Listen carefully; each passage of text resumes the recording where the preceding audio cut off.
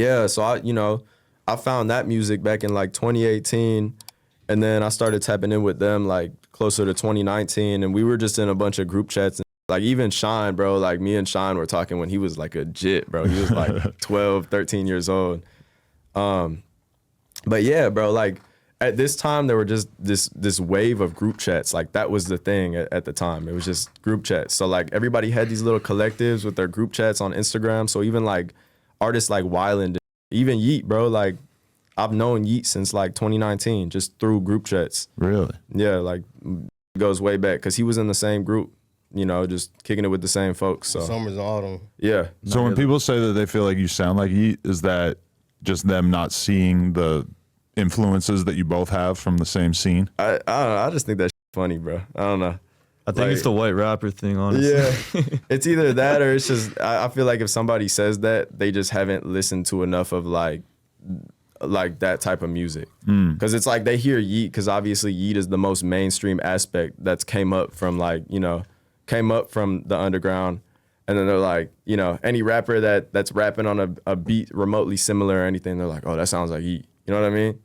Because it's all derived from the same flow and the same, everybody's got the same influences. Like we're all influenced by Thug, we're all influenced by Future, and everybody, obviously we did our own thing with it in that little like niche pocket of things, but everybody's influenced by the same people, so it comes from the same shit. That's like if you're like a drill rapper in Chicago coming up around like soon after Chief Keef blew up. It's like everybody who doesn't really pay super close attention to the genre is gonna tell you that you're trying to sound like Chief Keef, even though to you it's kind of like this is a sound that this area has been cooking up, and this is just a natural evolution of it. Yeah, There's a whole bunch of subgenres to that shit too. Yeah, even with the underground shit, like I don't even, bro. They got a million subgenres nowadays. Like I don't listen to underground shit anymore, really. But like, shit, I be seeing new subgenres come up on TikTok like every day. Right. Somebody's making something new or some like new shit, but it all comes from the same place, It's weird because the era that people call like SoundCloud rap for a while there, like we all called it like cloud rap, even though a lot of it didn't really sound that cloudy. And then when I look back on it, I'm like,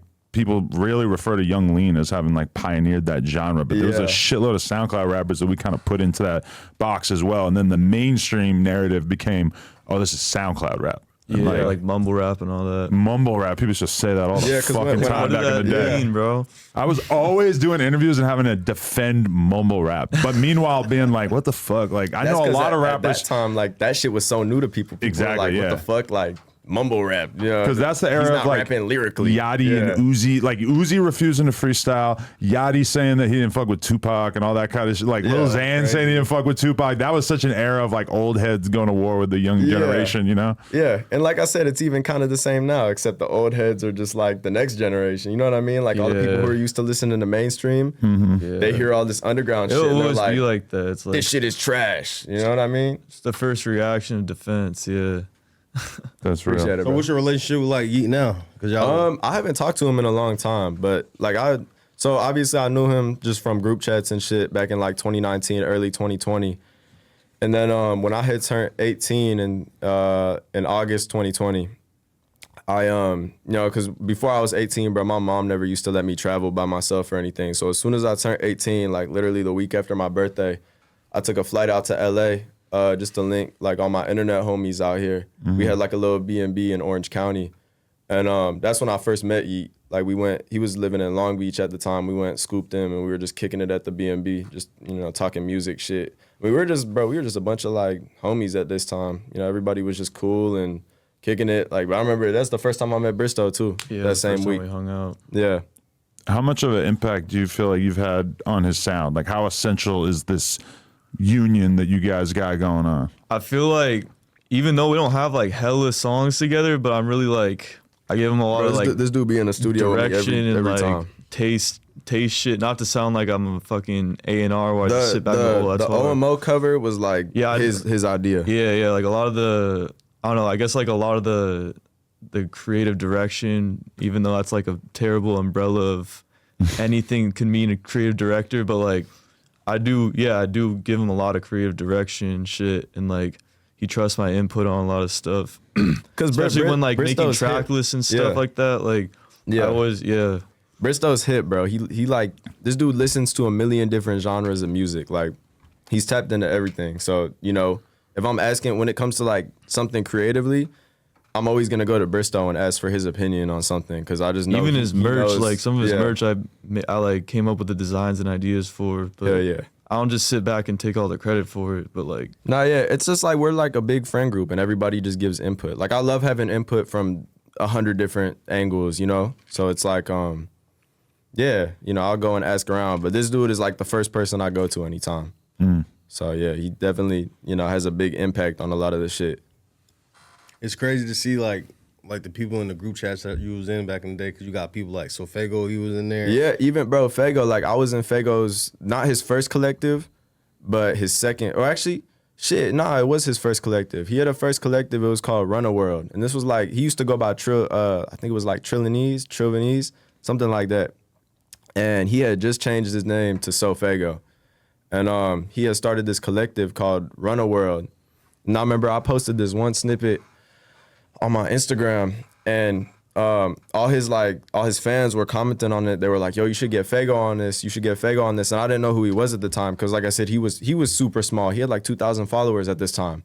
And so, like, I looked, you know, because they were all tagging him, and I looked at his page, and I was like, bro, this dude is hard as fuck. Like, his music is crazy. Why doesn't, you know what I mean? I was, like, shocked that he didn't have a bigger audience because this is when he was making all his old shit. Like, this shit sounded crazy. It sounded so different from anything that was being made at that time too.